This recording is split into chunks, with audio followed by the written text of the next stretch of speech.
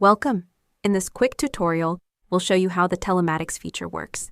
To access it, open your team dashboard. From the left side menu, select Field Operations, then choose Telematics. This section lets you monitor vehicles, machines, and equipment in real time. You can view their current status, including whether they're moving, idle, or offline, and access detailed information for each asset.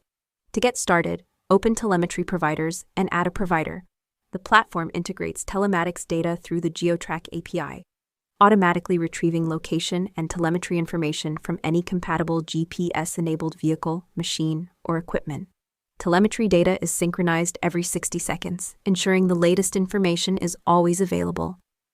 To view an asset's details, simply select it from the list. You can also access telematics directly from the map by opening the Telematics panel. Select Show Telematics to display all tracked vehicles, machines, and equipment on the map.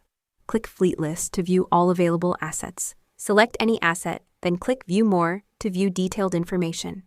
You can also filter the list by asset type, vehicles, machines, or equipment, or by status, including moving, idle, and offline.